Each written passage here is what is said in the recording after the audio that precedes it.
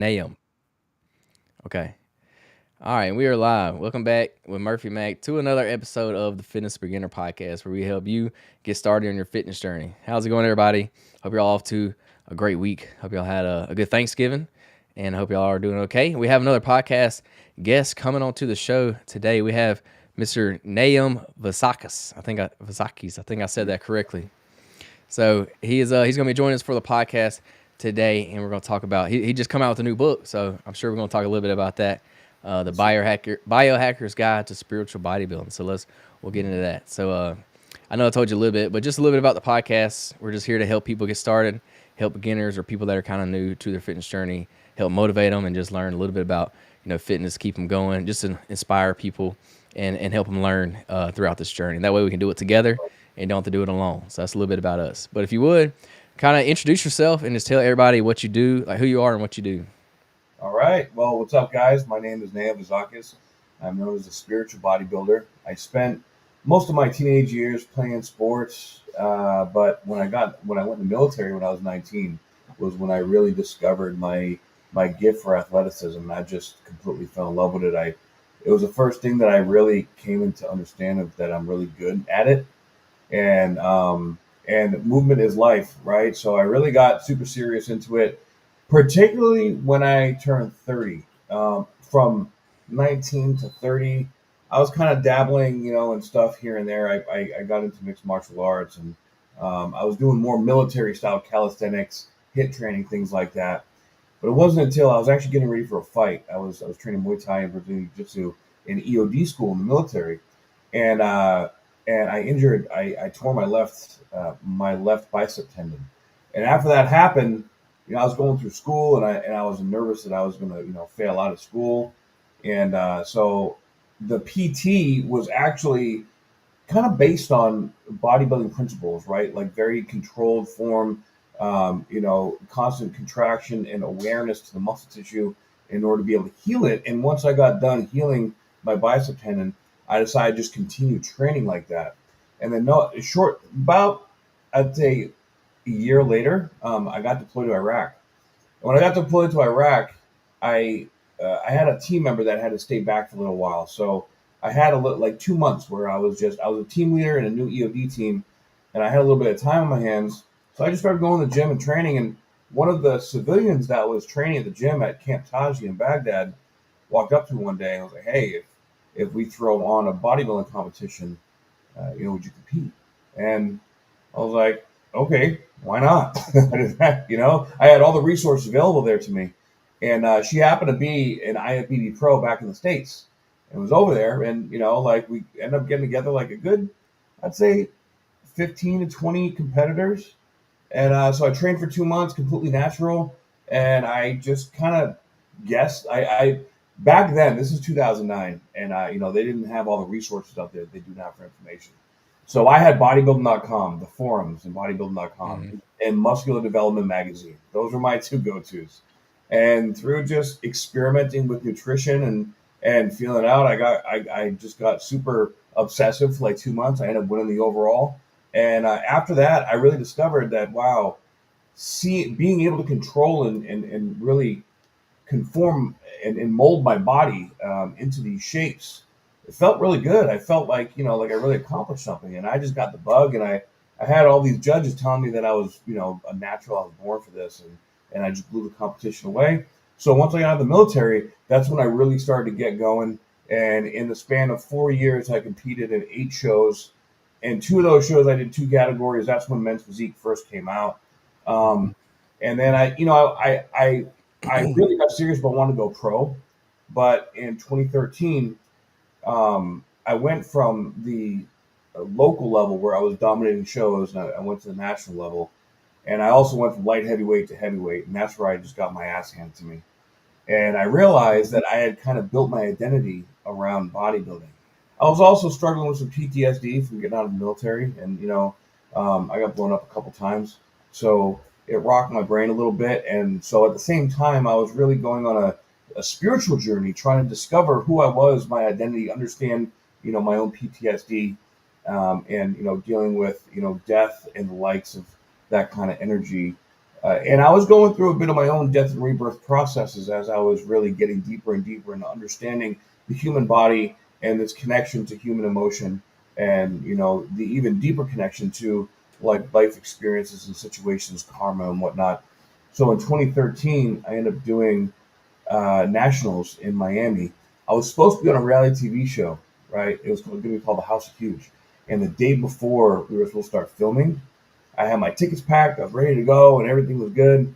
And one of the sponsors backed out. It happened to be the sponsor that was letting us use this mansion that we were going to live in. It was, this was around like the Jersey Shore time, where everybody Mm-hmm. was doing those like, reality TV shows and stuff. So I was really excited about it. It didn't happen, but I still went and competed in that show anyways. But all the stress from all the change at the end, I didn't really dry up properly. And like I said, I got my ass handed to me in that show, and I went into a bit of an identity crisis. And then I kind of shifted lanes for a while. I started seeing, my friends, some of my friends that were still going really deep into it, starting to have some serious health issues. A lot of guys were choosing to do more and more gear and go down those rabbit holes. And my body started rejecting it, and I was starting to feel kind of like, shitty. So I backed off. I actually right around then too, 2014, I went to massage school. And when I was going to massage school, I it was the first time in my life. I'm from the Northeast, right? So in the Northeast, we're just go go go. People just work hard and have a very aggressive sort of lifestyle. And so that's what I was used to, just going going going all the time. I think at this time too, I was taking Adderall, and it was great for being productive, but I didn't really know how to slow down. And I think Mm-hmm. around that time, around that age, it started to catch up to me a little bit. So when I went to massage school, I learned how to, they call it getting to your beingness, right? Slowing down, breathing, becoming present in order to be able to do this deep, energetic work on each other. About 2 months into doing that, I had this massive SER. For your people that don't know what that is, we hold on to emotions in our physical tissue, in our fascia, right?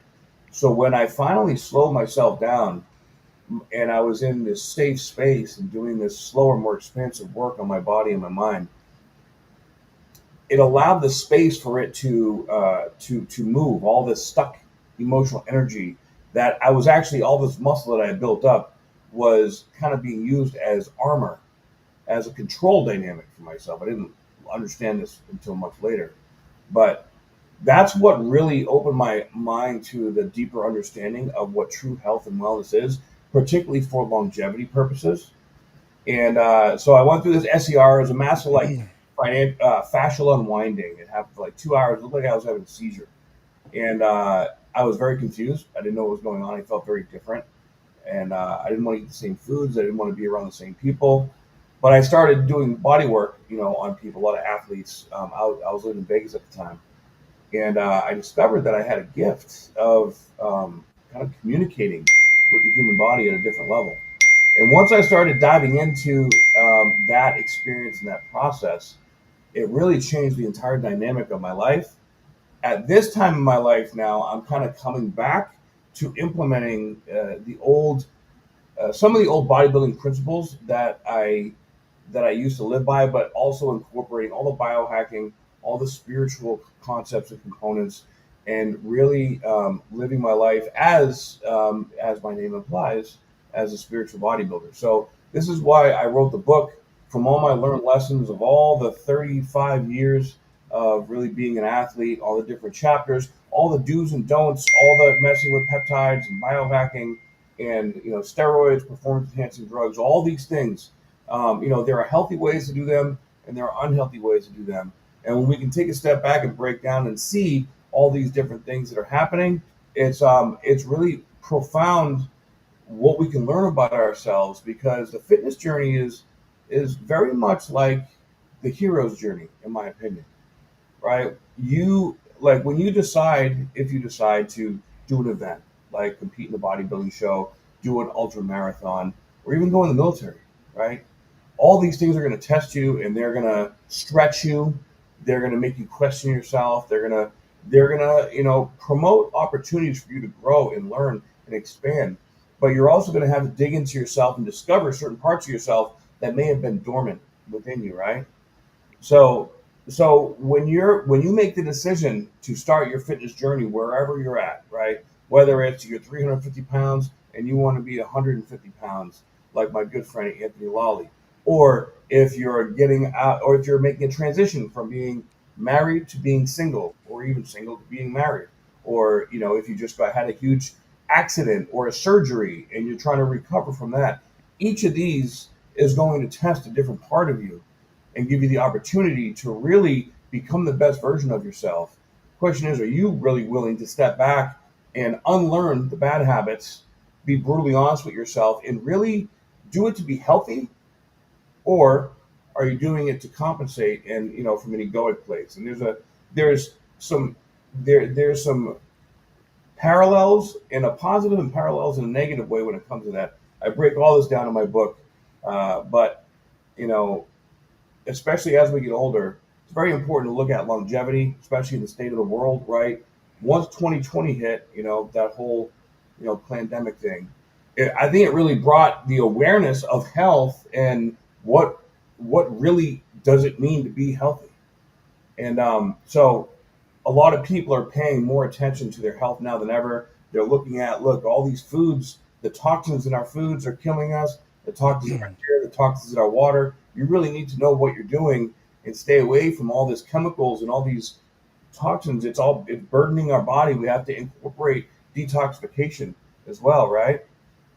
So there's a lot of different topics that I just kind of brought up that we can go down. So why don't you pick one and we can go and we go get deeper in one of those directions. Yeah. So what branch of military did you serve in? I was in the Army, but I went to a Navy Special Warfare School at an Air Force base. So I worked with um, a lot of Air Force, a lot of Navy, a lot of Marine Corps, even a lot of like what we call OGAs or other government agencies. So my job, if you watch any like special operations TV show or whatever, they always have an EOD guy attached to their team or their unit, right? EOD is a bomb disposal for the military, but we specialize in identifying the patterns of behavior, psychological operations, as well with the tactics and procedures that the enemy uses to try to outsmart us. And we're more like a detachment where we detach and connect to different units for specific mission purposes that the bigger version of the Army has going on. That's pretty cool. That sounds like some tough stuff there. Yeah. It definitely it teaches you about yourself. For me personally, school for me was actually, I'm not gonna say easy, but I did very well in school because I knew, like, when you're in a school setting, like, you're not gonna die, right?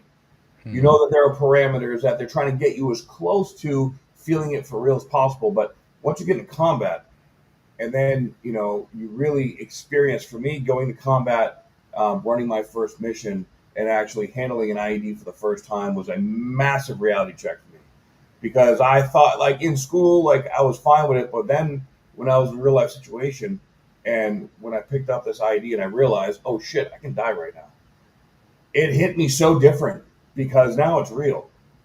And whenever anybody's in a circumstance like that, the autonomic nervous system sort of takes over, right? The functioning of it. And I thought I was the kind of guy that would just get tunnel vision, everything would slow down, and I would just, blast right through it. Well, I had the opposite response. I actually froze, and like I had like a panic attack, and I didn't know Hmm. what was happening to me. And I felt like a wimp. I felt like a man, but that actually was probably the first part of my spiritual awakening, back in 2009, 2010. And that taught me a lot. Really, the biggest thing was that when I was younger, especially growing up where I did, I bounced around foster care, and I had to fend for myself in a lot of ways. I was in survival mode, so I thought that I was a fighter, right? What I came to really learn is I'm not a fighter. I could if I really had to, but my passion is I'm a healer, and I'm a lover. I love animals. I love people. I want to help people. I want to see people do better. I want to do the opposite of try to hurt people and kill people. That just ain't me. It's not in my heart. that was my ego. What I thought I wanted to go out and kill terrorists and do the whole GI Joe really badass thing. And maybe to a certain extent I was, but I was coming from a place that wasn't authentically me, and it was a very humbling experience to go into that and realize, whoa, hey, okay, I got to really own who I truly am. And then since I've done that, and I've really come into myself, now I can do miraculous things to help bring people back to themselves. And it took a lot of humbling experiences in life to be able to really truly own that. Hmm. Well, I want to say thank you for your service. I really appreciate what you Oh, did. thank But you. it's funny to hear you say that, like, I'm a healer and I'm a lover, because just looking at you, like, you don't give that vibe at all. Here, for Yeah, anybody that's not watching the video, this dude is absolutely jacked, got covered in tattoos, got his fresh vest on. He's looking all spiffy. Like, you do not give that vibe off at all. that's why you can never judge a book by its cover, brother. That's true. That's true. I just when you said that, I was like, that's definitely not what I thought at first. But I can definitely, just from hearing you talk, I can tell how passionate about it you are. So I can definitely tell that that it means a lot to you, and you can tell that you kind of learned from that. Like you said, it's kind of a spiritual journey that you've learned to heal from that. So that's awesome. And now you're trying to give that back to other people. So that's awesome that you do that. Absolutely, and like to correlate that to the fitness journey, right? I myself, when I started my fitness journey, I did it from a place of self-loathing. I didn't understand this too much later, but I was always comparing myself to other people. I want to look like Arnold, or I want to look like Rich Piana, or I want to look like somebody out there that's just huge and jacked. And but that looked like badass to me, right? But when you look at something, the cover of something, that is not synonymous with that person's energy, with that person's character and substance. Now, you meet some people like a couple of the biggest guys I know, Craig Elias. He's literally, I think, the biggest bodybuilder in the world. He's like 360 pounds, right? And he sings death metal. But he has a little Pomeranian that fits in the palm of his hand, and he'll give his shirt off his back for you, right? Hmm. Like nicest guy in the world, but he's super intimidating. When you step back, the dude's 6'4" and 360 pounds, and like especially with his band, he's like all that kind of stuff, which is wild. But then afterwards, he's like, "Stop, guys!" And then Yeah. another one, Kai Green, which is gotten to be a close friend of mine, and he's one of the greatest, most legendary bodybuilders in the world. The dude is massive, and he has such a chiseled physique. And when you talk to him, he's also like, what up, guys, and just all super happy and like, chill and go lucky. Even like listen to like Ronnie Coleman's voice, man. Like when Hmm. Ronnie Coleman talks, he talk like this, right? Yeah. So you'd be super surprised. Even like when I was living in Las Vegas many years ago, like when I was doing a lot of body work for a lot of pro fighters and athletes and bodybuilders and whatnot, and a lot of pro fighters too, man. Even though they beat the crap out of people for a living, they are some of the most humble, nice, kind people in the world. There's a certain outlet that when it comes to the heart, it makes you extremely powerful. And all this to say, coming back to my main point for your listeners out there, right? If you're getting into a fitness journey, make sure that you're doing it because you want to fully express yourself in an authentic way.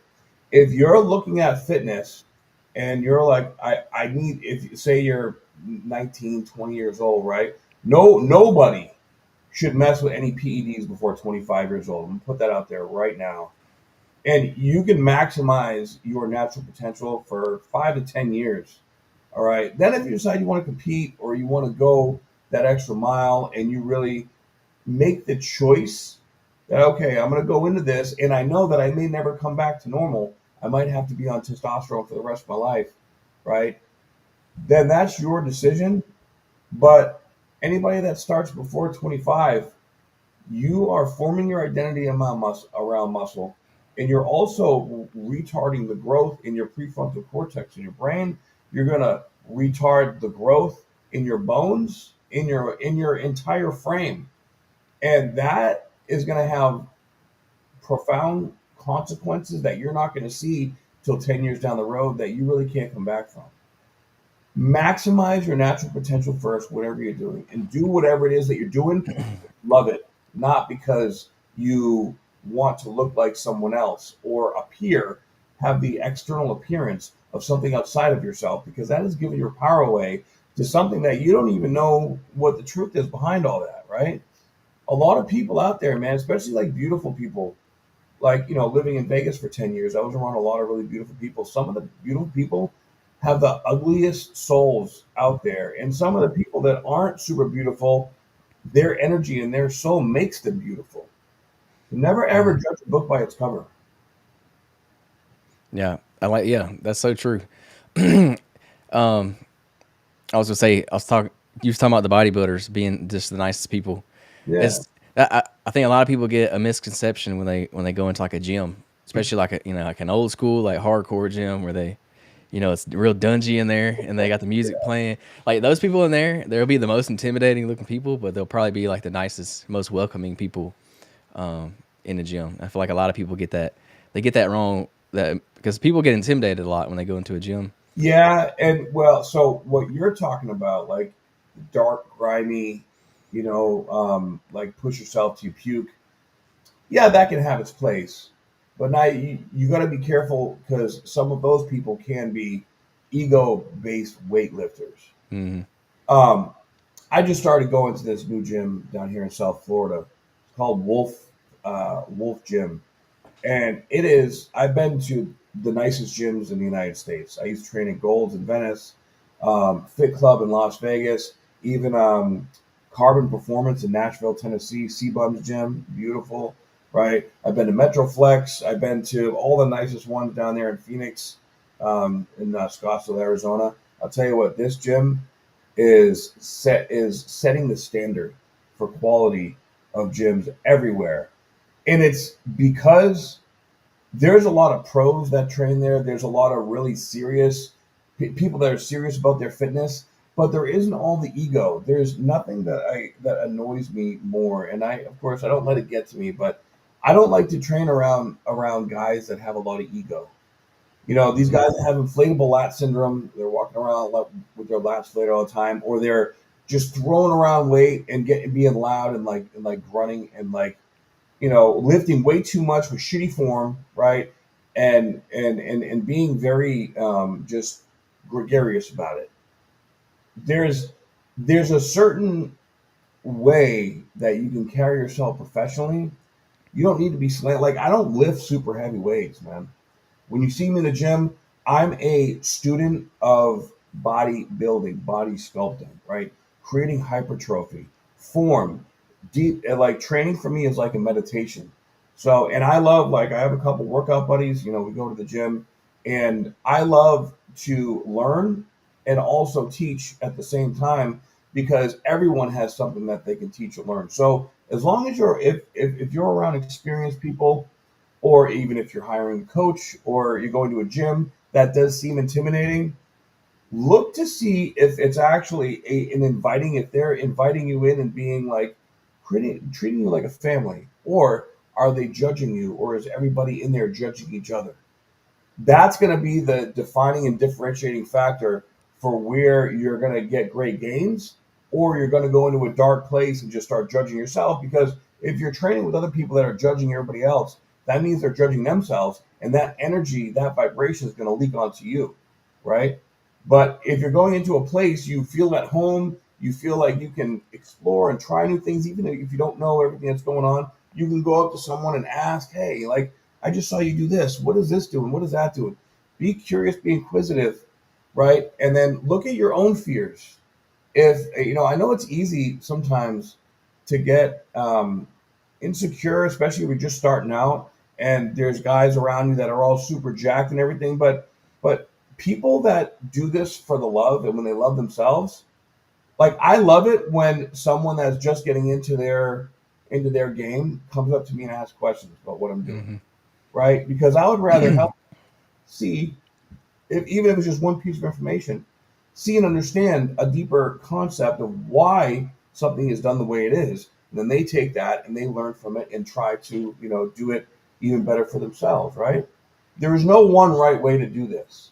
For me, it's a very intuitive process. I have to feel it. In fact, sometimes when I go in the gym, I'll throw in binaural beats and I will visualize and I'll breathe more like martial arts. And I will create, I will tune in my breath with my movement, and I'll even do like, sometimes I'll pose in between my sets, and I'll even just start getting down, doing some weird shit, man. Like I do some weird shit. But fitness, particularly bodybuilding, it's about discovering yourself. And you only discover yourself through experimentation, right? So on one hand, if you're going into a gym, if you're trying to find a new gym or really realize, is this the one that's it for me? Go in there. Yes, you can feel fear or you can feel a little intimidated with people that are in really great shape. That's one thing. You need that, and that's what you have to face within yourself. But really look on a deeper level to see, does it look like people are walking around with their heads inflated and they're very egoic and they looking around all judgy, nobody's talking to each other, everybody has their headphones in? Or are you working out where people are just randomly talking to each other, high fiving each other, right? Or people seem to be more interactive in their approach, right? And also look for like a diversity, like see if they have a like an octagon or like personal trainers where people are practicing, like some cardio kickboxing with yoga. Like do they have a little biohacking studio with the infrared sauna and a cold plunge, right? All that stuff is it's at our fingertips now, right? So we can really. And I'll tell you what, man, like best pre-workout in existence. Go do a fucking cold plunge for 3 minutes before you go hit the weights. Woo, man, that'll jack up your dopamine like 400%. It's uncomfortable as hell, but you don't need all this stim and all this caffeine and all this and all these like vasodilators. You just need to shock your body into a new place. There's so many ways to do it, man. So many ways. But you got to follow and find what really drives you, and have also simultaneously have the courage to look at your own insecurity, your own fear, and look and see, am I creating a story in my mind that I don't really know the answer to, and I'm going to avoid, going to a place where I actually feel inspired because I feel insecure, or I feel that maybe because of how it looks, I'm just not meant to be here. That's you getting in your own way, and how you do one thing is how you do everything, right? So own it, be authentic. Authenticity is the highest vibration you can go, and that will lead to taking actions that are loving to yourself. And when you do anything that is loving for yourself, you're going to have the greatest outcome. Yeah, I like when you pointed out that you said you will create a story in your mind that's not even true. Like people judging you or talking about you or stuff like that. That's so true. And I think a lot of people kind of do that. They walk in, they see the kind of the big swole guy, and they're like, and they start creating these things up in their head, which is most of the time not true. So I like that you pointed that out because that does happen a lot.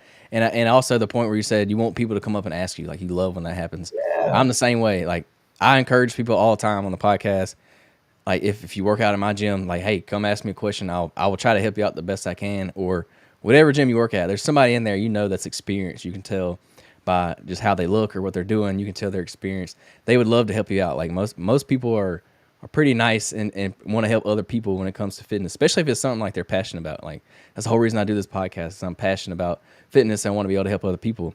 So I love it when other people try to ask me a question. I'll try to help them the best I can.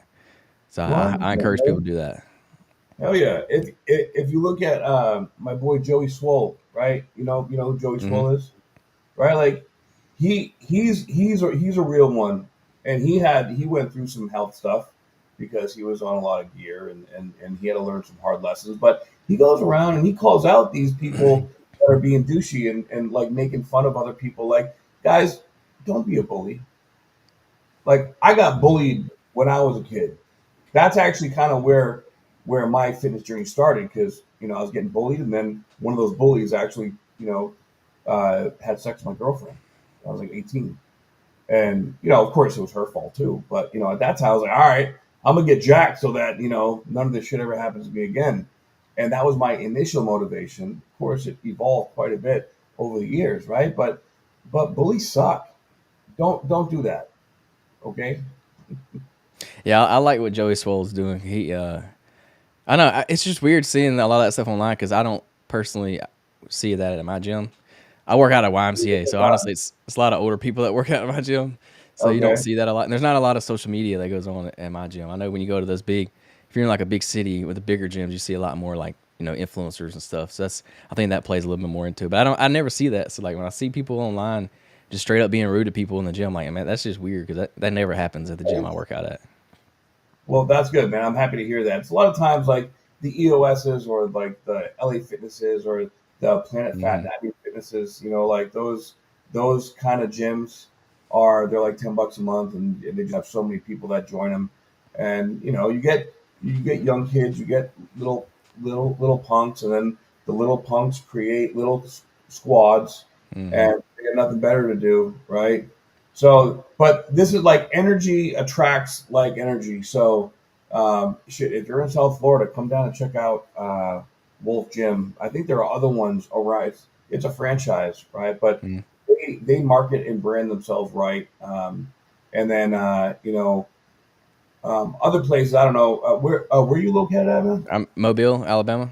Mobile, Alabama. I was in Hmm. Huntsville, Alabama for a while. That's Um, the other side of Alabama. I'm at the yeah, bottom. yeah, yeah, yeah. Yeah, so you're like way down there in the Panhandle, Yeah. Ohio, Belt, right? Hmm. Yeah, okay. So I was at Eglin Air Force Base. That's where I was stationed. I was going to EOD school. That's Right there. Pensacola. Is that Yeah. Pensacola? Yeah. Uh-huh. Okay, yeah, that's pretty close to me. That's about an Yeah. hour 15 for me. Yeah, so there are some nice places to train around there. Not too familiar with anywhere else around Alabama though. But if you start Hmm. going out west towards like into Texas, you got some really nice places out there. Um, and then of course even further out west, not too much in New Mexico from what I know, but you get into Phoenix, Arizona, Vegas, LA, San Diego. There's some awesome spots around those areas. Hmm. So in your book, you call it the Biohackers Guide to Yep. Spiritual Bodybuilding. I know you talked a little bit about the sauna and the cold plunge. So Yeah. what are some biohacks that you like? What are some that you talk about in your book? What are some of those biohacks? Like what does biohacking mean to you? So biohacking is utilizing natural means to optimize the body and the mind, whether it be recovery, whether it be performance enhancement, or whether it be cognitive optimization as well. They all kind of come into play, and doing this without burning your cells out or having any kind of negative influence in your body. There's two different, I'd say, fundamental categories when it comes to biohacking for me. There's diagnostics, and then there's the tools that are utilized from the information that comes from the diagnostics. So for diagnostics, number one thing you've got to get measured is your gut microbiome. The Hmm. microbiome dictates how everything else is going to work. Think of it as your third brain, right? You have your brain, you have your heart, which is also functions like a brain, and then you have your gut, which has its own part of the immune system attached to it, which has all the microbes. We literally have trillions of microbes floating around in our body, right? They haven't mapped, I think, even half of the full microbiome, but they're getting there. However, the general understanding is we have 85% in a healthy gut. We have 85% beneficial bacteria to 15% pathogenic bacteria. Nowadays, because we're bombarded with all these toxins and whatnot, people are more typically around the 60-40 mark. And so detoxification is also a must when it comes to keeping your body as healthy and optimized as possible. But biohacking is equals optimization. So when you're training, right, peptides are a great biohack. This jacket, this ion weighted vest, is an amazing biohack.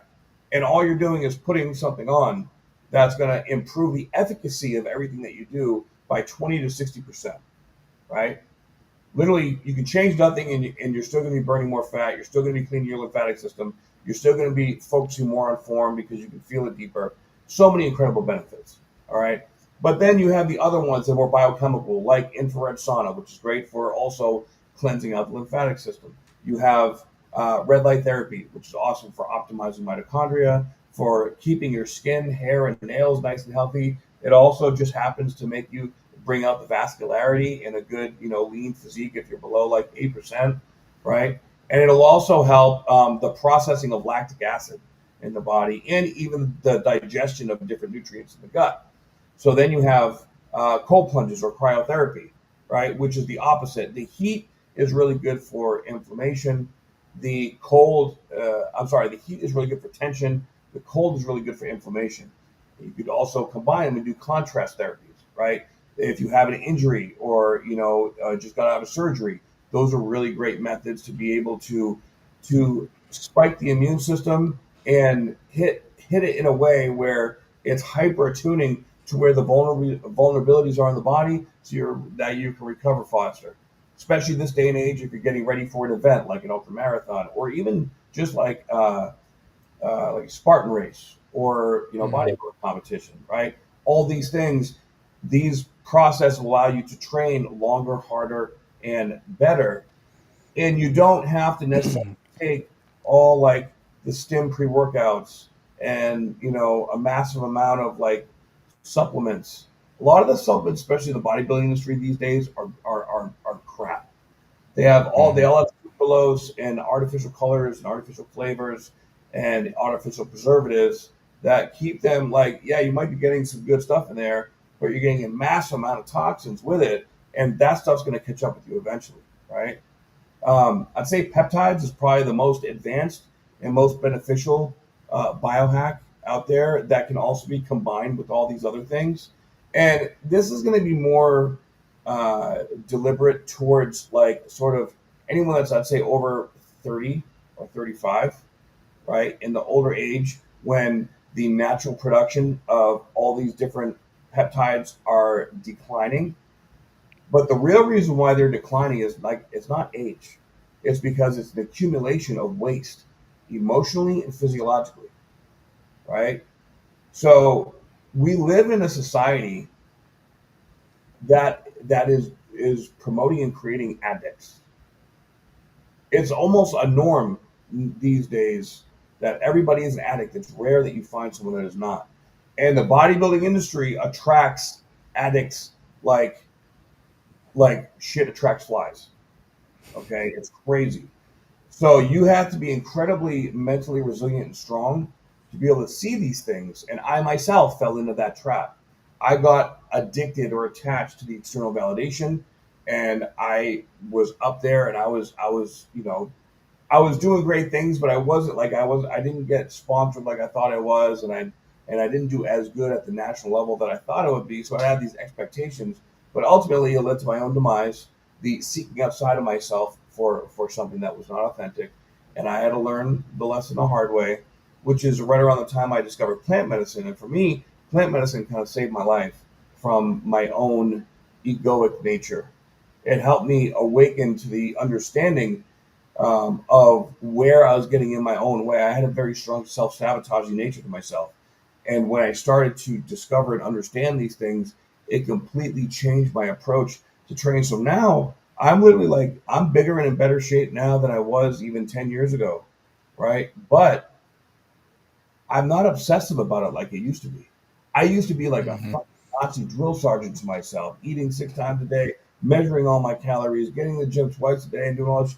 But my cortisol was fucking frying my all my receptors, right? And I was also, for a little while, I was taking too much gear, and I was beating myself up.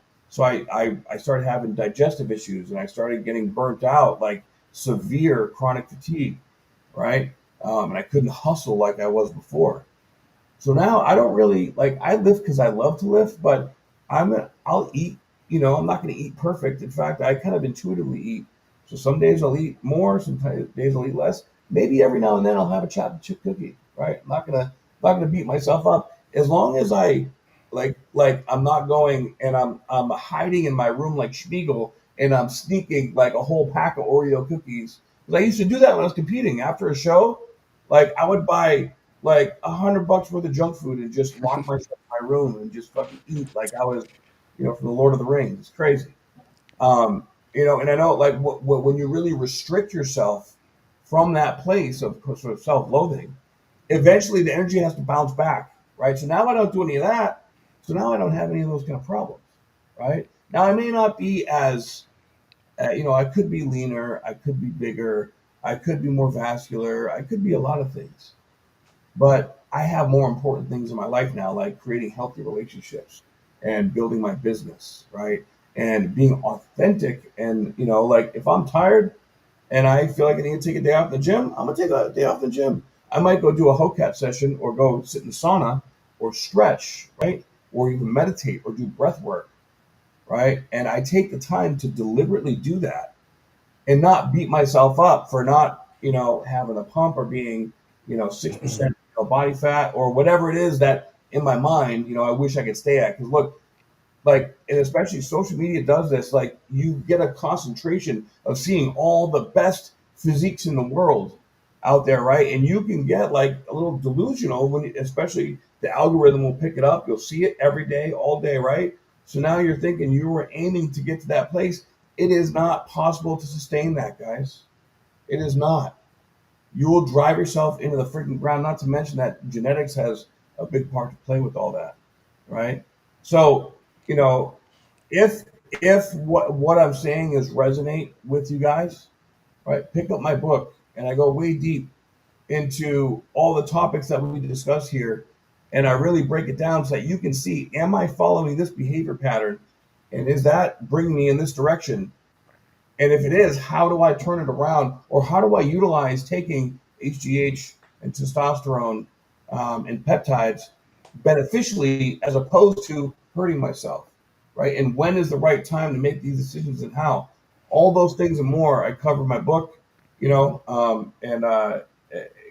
because I see the new generation of bodybuilders out there, their bad habits have skyrocketed beyond what we were doing when I was, deep in the game back then. Like back then when I was competing, I'd say at the most at any given time I was taking maybe 1,800 milligrams or less of any kind of, overall, anabolic substance, right? Maybe 4 IU of HGH, like when I was, pre-contest. The guys now, they're doing 10 IU to 20 IU a day with 5,000, 10,000, milligrams of like gear, and like for what? The body can't even use half that shit. It is pointless, and it's actually incredibly self-destructive. And I've had friends die, man. Boston Lloyd was a good friend of mine. Rich Piana, Dallas McCarver, right? I met Cedric Mimillion a few times, but all these guys, they got caught up in that whirlwind of energy, and it took their life. So that's why I'm doing these podcasts, to share with you guys, like, there is a better way, and I've been on both sides and I've seen it. And so I lay out exactly how to see within yourself, what's driving you and where are you at in your own hero's journey. And also look, how you do one thing is how you do everything, right? So when you take a step back, you see how you're playing this game of fitness, which is essentially the hero's journey. Are you sabotaging yourself? Like, are you acting as a wounded child out there in the world? Or are you actually fulfilling a prophecy to become the best version of yourself through your fitness journey, and then creating something beautiful to help others, just like I'm doing with you guys right now, to improve your fitness journey? It's a gift that keeps on giving, the authenticity of your path. But you got to be brutally honest with yourself in order to be able to really step into that. And that's my message for you guys. Yeah, I definitely relate to that because I kind of find myself in that same position where I'll kind of compare myself to other people, especially on social media. So like I want to be bigger, I want to be leaner, but then again at the same time, like I have all these endurance goals as well, so they kind of contradict each other. So Yeah. I'm in that weird place of like I want to go harder with my training, my working out, but I want to go harder at my running and stuff. So it's like I have to like give myself a little bit of grace and realize that I can't be great at both. I kind of have to find that good balance. So I've been better at that. Like taking a day off, like you mentioned. Like I don't hesitate to take a day. I took Saturday. I was supposed to go for a long run, and I didn't do it. Like I just took it off, and I'm not mad about it because I'm gonna go back to the gym. I'll be in the gym tomorrow morning. There So you go, man. Get yeah, it. And look, and the other side of it is, like, don't beat yourself up when you make that decision. You make a decision, you own it, and that's that. And there's going to be a lot of trial and error, right? There's biohacking and bodybuilding. I kind of feel like bodybuilders are like the original biohackers, because all it is experimentation, right, with all these different things. So get out of your comfort zone, experiment, and play with different stuff, but also watch your own mind, right? Like, like you said, things happen, things come up. You're not always going to be in constant level shape. Aim for it, but then if you miss a day or if things aren't perfect, don't beat yourself up and don't try to be perfect. Go for optimization, not perfection. Perfection, there is no such thing. So Yeah, you're kind of setting absolutely. yourself up for failure if you are trying to be perfect. Yeah, as I've gotten deeper into my fitness journey, I've definitely learned how to kind of dial it back and give myself grace. Because I was like you, like I would eat certain times of the day, going to You the know? gym, doing exact workouts. Like I was to a T. So now I've gotten older, I dialed it way back. Good for Especially you. doing adding in some more like endurance sports. I've had to dial my training way back. Like right now, I'm only working out 3 days a week, which is I'm used to going 6 days a week. So it's a Okay. whole different, it's a big different change for me.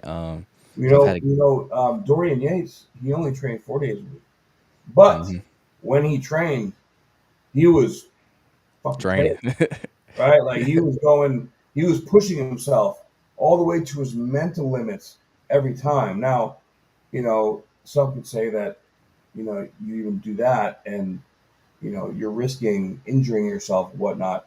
I believe that there's a fine line with that, right? Because we don't know how far we can go until we've gone too far, right? Mhm. I've gone too far many times, but the important thing is that I learned from it. So as long as you're learning from it, that's the important thing to take away from it, and then apply what you learned, and that's how you grow. And as long as you're in a growth process, you're not in a decay process because exercise also it's the best remedy for virtually everything, right? Movement, exercise, it keeps you younger, it keeps you stabilized, it helps process emotional trauma, it helps strengthen the integrity of all the systems in your body. And then, you combine that with different nutrition techniques. I mean, you know, now that we're in this new technological age, it's so funny because the most fascinating technology in existence is still the human body and the human mind. Like other technology, it's amazing, it's wild, and we can get more information and utilize this technology more efficiently with it. But I think a lot of people are actually getting lost in shortcuts now because they're forgetting the most important part is to take care of the OG technology, right? Mhm. The whole point of everything that's happening right now in this new world is to be able to I think live longer and discover the deeper parts of the gifts that our physical body is giving us. We only get one body in this lifetime. This is our temple. And granted, I've definitely made my temple a bit of an amusement park. Okay, like when I was younger and I was less aware, I 100% admit it. But this tells a story, right? All these tats, all these things that I've done, to myself, it's part of who I am and where I came from. I'll tell you what, I can't get tattoos now. The last time, like, I was getting this sleeve done, and I literally started having physical, um, like, it was getting like gangrene. It wasn't healing right, and it was like getting scabby and stuff. My body is like rejecting the ink, because it's really the ink is toxic, which is why again also I'm so big on detoxification. So I realized all this ink, man, my lymphatic system is screwed. I've had to do I do an infrared sauna like 5 days a week. Sometimes I'll add niacin or NAD to help enhance it a little bit, but I'm constantly detoxing because I'm going to be 47 in a month, right? I want to stay young, I want to stay healthy, I want to stay virulent, right? And I want that longevity. And with everything that's coming through now, like the future of the fitness industry, I believe all these medical breakthroughs are going to create environments where we're going to be able to live a lot longer and even start to reverse our age. I think within the next 5 years, we're going to have gene therapies out there that can reverse our biological age. And actually, we're going to be living to 150, 200 years old. You watch a lot of Brian Johnson. I love Brian Johnson, man. Yeah. Yeah. I'm actually meeting him next month. I'm pretty Oh, stoked. really? That's gonna be Yeah. awesome. Yeah. Yeah. I love Now, that. So I've been doing a lot of the kind of stuff that he's doing now. I've been doing that stuff kind of more underground, but for like the mhm. last 10 years. Yeah, he's a very interesting guy. I like a lot of his stuff. I know he gets a lot of hate because of what he's doing, but Well, people honestly, hear what I they think don't it's great. understand, man. Hmm. Right? But I love the most recent thing. He did the 5 grams of mushrooms, and he wore the anodes and got all that scientific data. from doing mushrooms. I've done a lot of, so I do live and dry blood cell microscopy. I analyze blood through a microscope, and I've done a lot of before and afters with combo, before and afters with ayahuasca, and before and afters with iboga. And I found some fascinating results. Now, I can only see patterns of behavior. I don't have millions of dollars right now to be able to do all the deeper analysis that he's doing, but I plan on it someday. So when you refer to plant medicine, is that what you're referring to, like the ayahuasca and stuff? Yep.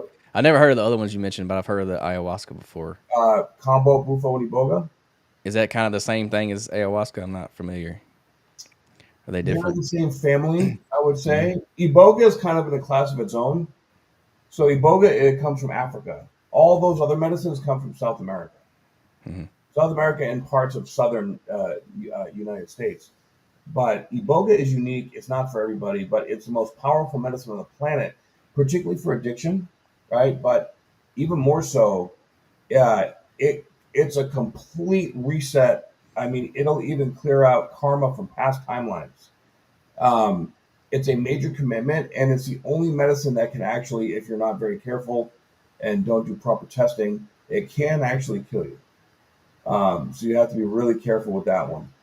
I used to run an Iboga clinic down in Mexico, and I've had some pretty intense experiences. After I did Iboga, my life entirely changed. That's actually a big part of where I got the name Indigo Flame from my other book, and it actually helped me to be able to step back and observe my whole life to be able to write my other book, which the Indigo Flame. It's about my life story, and that goes more into plant medicine and my spiritual experiences and a healing gift that came out of all my deep spiritual work, and then combining that with the bodybuilding to kind of bring in a unique approach to healing that to this day I don't really know anybody else is doing it. So I like to think of myself as a pioneer. Right? Don't a lot of people utilize the plant medicine for PTSD? 100%. It's excellent for Hmm. PTSD, for TBI, and like honestly, virtually everything. Hmm. There's a different there is a between even those four that I mentioned, you can heal virtually everything. Now that's is a bit of oversimplification. You need to get diagnostics. You need to see where the diet needs to be at. But the big thing, and this big thing, major, huge, is the one thing that I see most people neglect, is the emotional component to a physical ailment. I don't even believe in the word disease because there's such a taboo with that, right? I believe in imbalance. And when what the beautiful thing about these medicines is it combines the physical, emotional, and spiritual components of the imbalance simultaneously. So when you go to that gets to the root cause of whatever imbalance is in there. It cleans it up, it heals it up, but then you have to make the behavior pattern changes in your life to keep it healed. Because there's a corresponding pattern of behavior that goes with every imbalance in life and in the body, right? Like a thought process that keeps you from attracting money, right? It's if you go into if you're trying to lose weight and getting into your fitness journey and you're beating yourself up and you're super hard on yourself, you're pumping cortisol in your body. You're not going to lose that weight that you want to because you want it so bad. Hmm. You want something too bad, it's like a carrot on a stick. You'll never have it, right? So you have to shift your mindset and believe, because that belief will mitigate and balance out your nervous system, and that will clear out the cortisol over secretion, and then that will allow the fat burning furnace to turn on. And that's all coming from emotional imbalances. So when we can correlate and look at and be willing to face and alchemize that emotional imbalance with the physiological imbalance, things heal like that. So how do you do that? Like how would you go about putting the emotional and the physical together? Like what does that look like?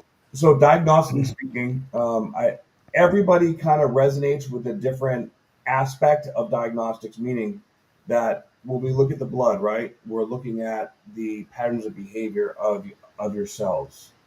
When we look at blood work, we can see where your biochemistry is at, or it is at in alignment or out of alignment, right? I also do astrology. So astrology is looking at the psychological factors of the energies in your consciousness, right? Different things resonate with different people. What I like to do is bring them all together. And then whatever people I find are asking more questions about or seem really interested in knowing more, that's the area of the diagnostics that they're drawn to. And we'll go much deeper into that. Then once I help correlate what the biochemical imbalance, how that correlates to a physiological imbalance. So I'll do a postural analysis, right? Say someone has their traps stuck up here like this, or say they have lower back pain, or they're really tight hips, right? Each part of the body represents a different emotional aspect, right? So the hips is the root chakra. That's feeling safe in life and feeling grounded. This means that you have control issues. You're in your head all day long and you're just trying to make sure that you have control over your environment, which really all we have control over is within, right? So that's giving your power away to the control dynamic from a place of fear. Really, it always comes down to fear, some kind of fear, and then some kind of faith. When you can face the fear, but you have to really understand it and agree with the connection of these things, and that is something that you have to be ready for. That life has had to beat you up enough to where you realize, hey, I got to change something. I don't know what it is, so I'm going to be open to whatever this might be. And then, Mm-hmm. so I correlate the physical postural imbalance to the biochemical and behavioral pattern at the cellular level. And then, of course, the astrological component is the psychological. And then I correlate all those three together. Once we have the awareness of that core imbalance, then I usually create customized protocols for people.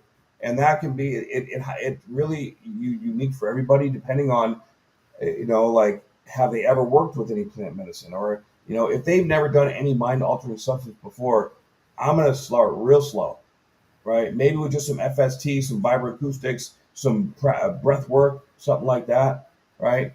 And then I'll start adding in the different medicines that can help to clear the mind and just relax the body and get more tuned in with understanding the signaling process of what's going on in the body. And as we start to understand how the body is responding to whatever stimuli is being placed on it to change, whether that's a nutrition plan change, whether that's like a sleep plan, whether it's utilizing vibroacoustics and breath work, right? Whether it's cold plunging, all these things will have a immediate effect, and that immediate effect, when you can stay present with it, right? Like a cold plunge sucks really bad, and so sometimes you might just go somewhere. You might just try to, dissociate from it because it's too much.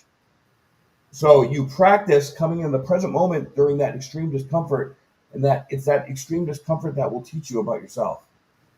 So, like I said, everybody's a little bit different in that process. But me personally, I absolutely love serving ayahuasca and doing ayahuasca ceremonies and going real deep and just, it's like pulling demons out of people and shit. I fucking love cleaning people out like that. So what is vibroacoustics? Did I say that word? What exactly is that? Vibroacoustics, yeah. So, like, at the very core, we are vibrational beings in nature, right? So, we're all vibrating at a specific frequency. Well, I have this device. It's called a vibroacoustic sound lounge. And when you lay on it, you can use binaural beats or any kind of music that you want. I like to use medicine music as well. And this vibration will hack the nervous system into a balanced state about 90 to 150% faster than without it, right? So if you're like a stress bucket and you're really tense, which correlates to being up in your head and you can't shut your head off, right?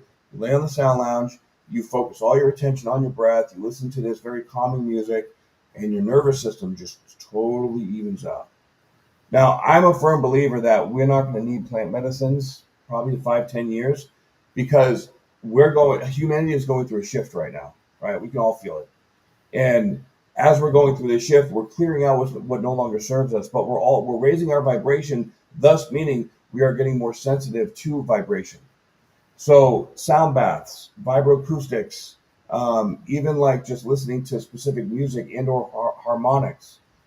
When we learn to tune into it and really let the vibration just kind of absorb into our consciousness, we can utilize that and we can have more and more control over where our own vibration is at.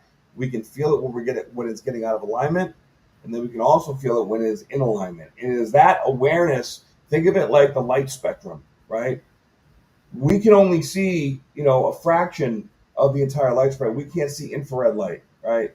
Let's say we'll just take that for example. Imagine once you open yourself up and shift the bandwidth of the frequency awareness, then that allows you to see into that infrared spectrum that you couldn't see before. Now you have this whole much bigger range of awarenesses within yourself. So you realize, wow, I didn't realize I was so angry. I didn't realize that I was like, my mind was spinning because I was so distracted doing this other shit.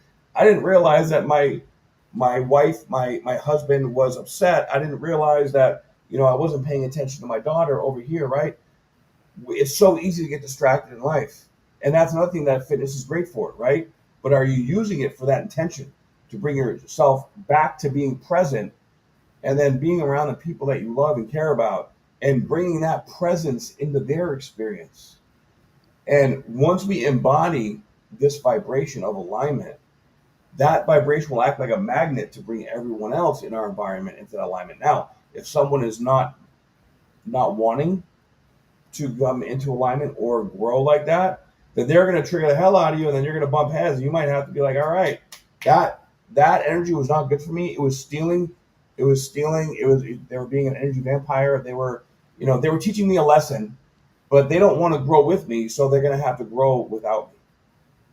And then we have to have that healthy boundary, cut that out, and then we utilize that extra energy that we just took back into ourselves for empowerment, and we feed it back into the machine of self-love through exercise.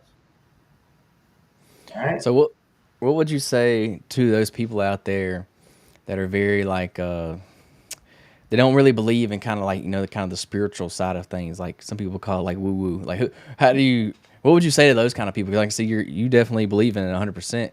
So I'm Yeah. just try to help other people kind of understand. Maybe they something. What could you tell them to be more open minded and maybe just try it? Because like sometimes people are like, nah, I don't believe in that kind of stuff. Look, if someone doesn't believe in it, you can't get them to believe in it. So I say Hmm. focus on what you do believe in. And as long like plant medicine is not for everybody, peptides aren't for everybody, PEDs aren't for everybody. I will say fitness is for everybody though, in Hmm. some form or fashion, because movement is life, right?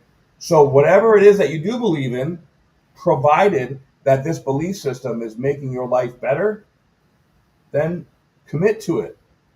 Because there are more than one way to have a spiritual awakening, right? Just case in point, my first spiritual awakening was in Iraq, right? Getting blown up and dealing with a lot of like personality, um, uh, confrontations. So, so I feel like life will ultimately bring opportunities for you to learn, to expand, to grow. And if plant medicine ain't your thing, it ain't your thing. That's okay.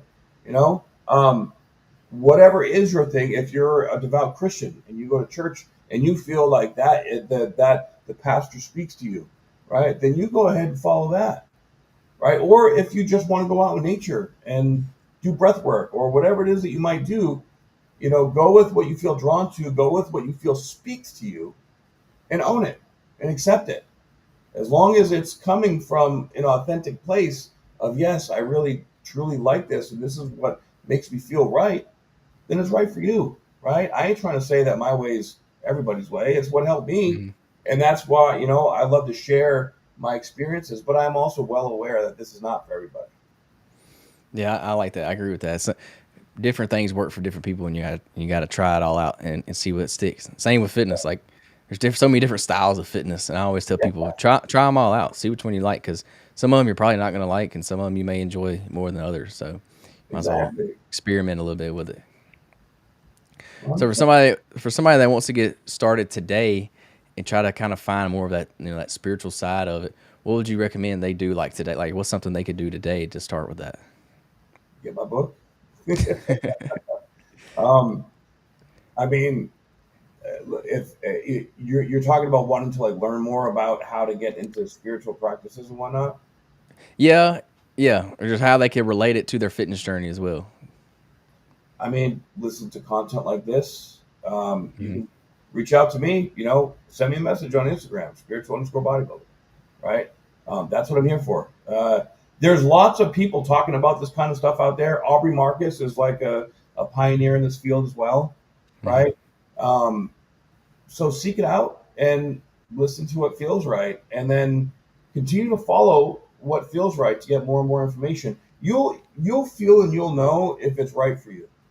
Mm-hmm. But if you're trying to force something, if you're trying to chase something, then that's something that you may want to kind of look within about, right? But of course, if you're asking yourself this question while we're talking here right now, um, you know, one step at a time beyond where you're at right now. So you're here listening to this podcast right now. Next step is you get my book or go ahead and listen to some other content, right? Continue to feed your mind and or even just sit with it, right? Go with what you feel called to do. And ultimately, you do that one step at a time, and the answers will come and the guidance will come. The more you trust it, the faster and louder it'll get. But that all comes down to you trusting your own heart and getting out of here, getting out of the head. Absolutely. I was going. I just had a question I was going to ask you, and I forgot. I do this all the time. I swear. Uh, oh, breath work. I was going to ask you about breath work. I'm pretty interested in that, and I haven't experimented with it enough myself, and I want to try it out more often because I see more and more. I see more and more people talk about it nowadays. So it's obviously it's a legit thing. So like, what would you recommend for somebody that's just getting started on breath work? Like, how would you recommend they go about it? Oh well, like you said, there's many different ways of approaching breath work. Breath work as just a regular practice with itself. Um, Look at Wim Hof's training kind of Mm-hmm. stuff, or there's another guy out there, the Certified Health Nut. All right, he's another good one when it comes to breath work. Uh, I have a friend Curtis that lives out in Colorado. I don't remember his last name off the top of my head, but for me personally, I utilize breath work to coordinate my movements in the gym to optimize the Bohr effect in my body. Now that's something very specific and a process that I've it's kind of like a martial arts process that I use in bodybuilding. That's something that's a little more advanced as far as the scientific component to it. But at the very core, breath work is excellent for being able to control and manipulate your own central nervous system. So you can bring your central nervous system into parasympathetic dominant state within 10-15 minutes. You can bring it into a sympathetic dominant state within 10-15 minutes. You can activate DMT secretion in your brain within about 10-15 minutes, right? So these are all different. You have to take slightly different approaches and routes to have these particular outcomes. So you have to ask yourself, well, what state am I in right now, and what state do I want to get to? Once you can answer that, then specifically you can look up online like YouTube, right? Like breath work to calm the nervous system, and you'll have hundreds of videos come up. Breath work to for pre-workout, or breath work to prepare for a cold plunge, right? Get as specific as you can for an end result and start there. For me personally, I like to use breath work to calm myself down. When I'm on my sound Mm-hmm. lounge, I breathe in and out to relax my whole body and relax my mind. When I'm working out, I use it to dig deeper into the mind muscle connection. I visualize along with it, and I also use my breath work to flush lactic acid out of my muscle tissue. All right.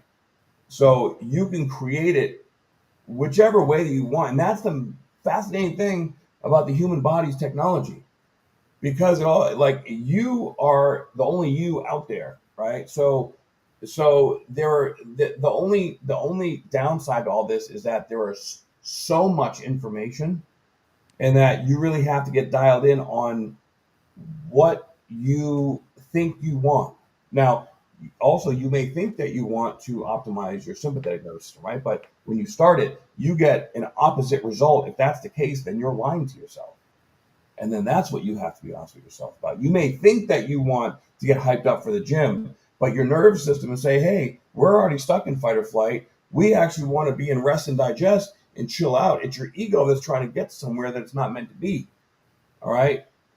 And that's just where the experimentation, the feeling, and if you do something that is meant to have a specific outcome and it does not have that outcome, the answer now becomes you're lying to yourself.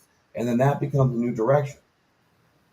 Okay. So, do the work, but be open to learning things that you didn't expect to learn. Mm-hmm. Are you a fan of Gary Brecka? I love Gary Becker. In fact, Yeah. he's part owner of this company. Oh, really? Yeah, Yeah. Yeah. I like Gary Brecka a lot. I know he talks a lot about the breath work. He's the one that kind of got me interested in it. He is, Uh, he has a fascinating approach to understanding human biology. And I love, he's such a curious guy.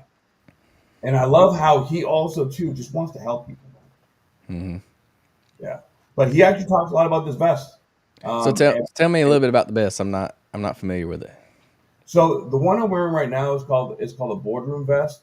This is more for like fashion.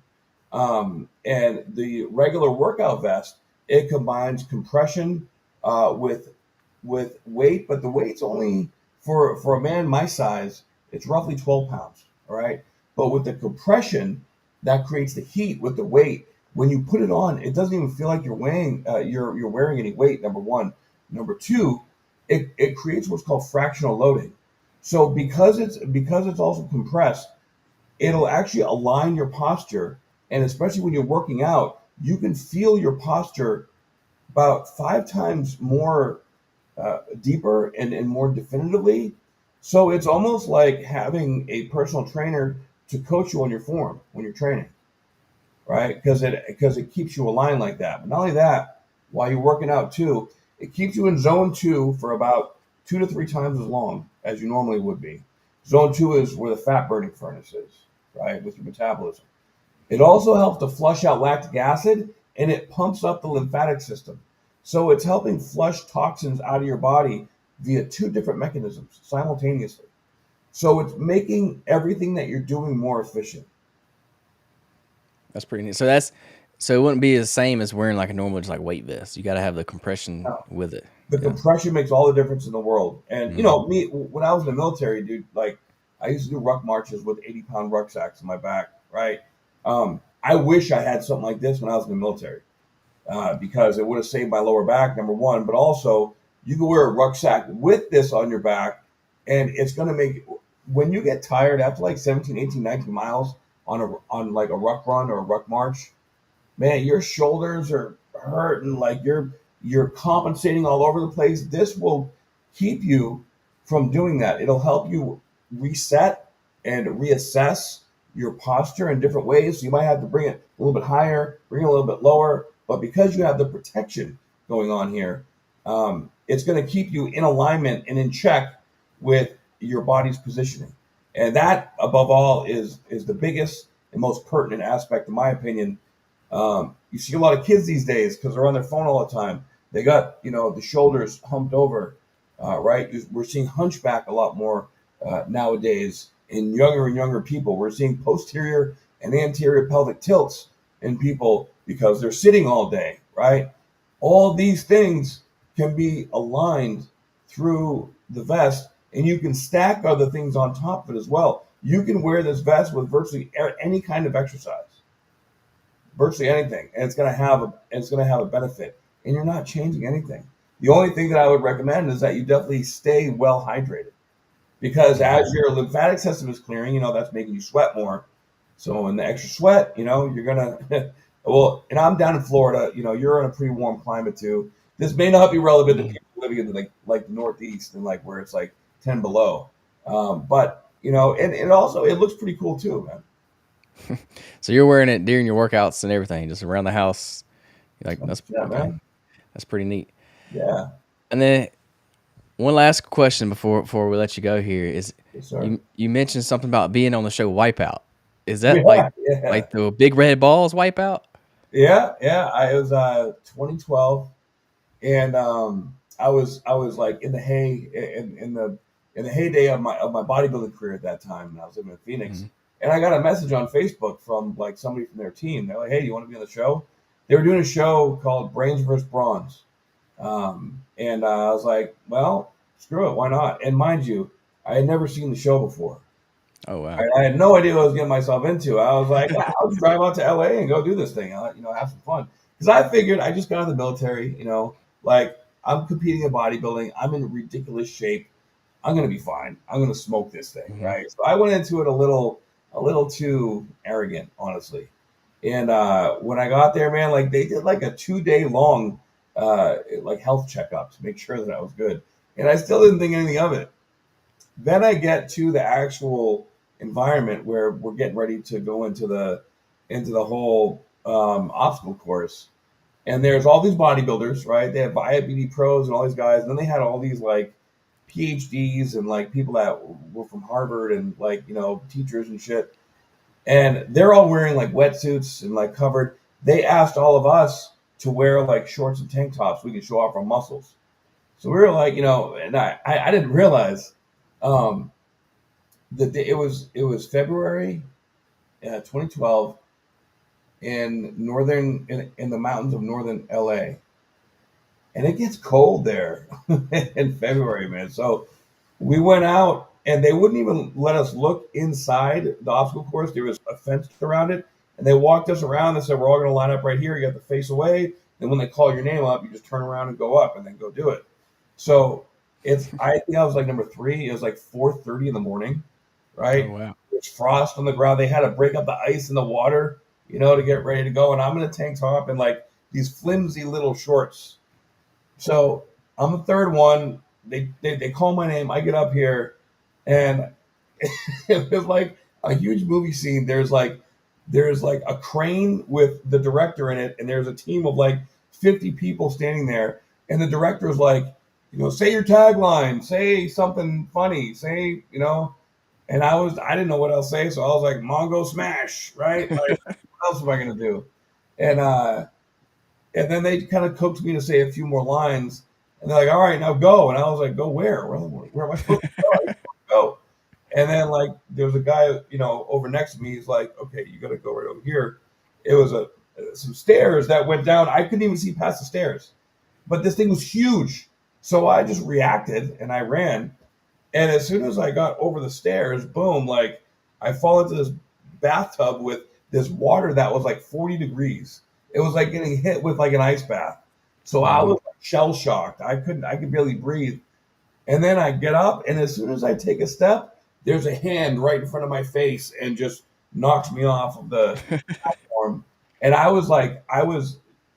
didn't even know what happened really. Like I barely came to. As I was swimming in the water to get back up to the next part, my arms and legs started locking up on me because they were so cold. So I finally fit, like after flopping on every single one, like every ounce of my body was covered in like cold mud and wet everything, and I didn't even bring a change of clothes, so I didn't have any clothes to change into. And that was a qualifying round, so I was actually the only bodybuilder to finish the qualifying round in time. But then in the afternoon, they brought all of us like, okay, you qualified. Now here's the next one. We're gonna do this in 1 hour. And I was like shaking, and I didn't have any way to get warm, and I had no change of clothes, and I was like, I had hypothermia, like I couldn't stop chattering my teeth. And I was like, screw you guys, I'm out. I'm not doing this. I'm not doing this anymore. So, it's a fun clip on YouTube. But I had hypothermia for like a week after that. I got pretty jacked up.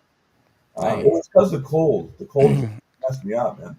They didn't have no clothes or blankets or nothing to give you. I know, right? Could you believe it? Like they had a medical team on staff, but no, they didn't have anything. Like I guess I should have brought it, but I will say I did not prepare properly for that. I should have definitely.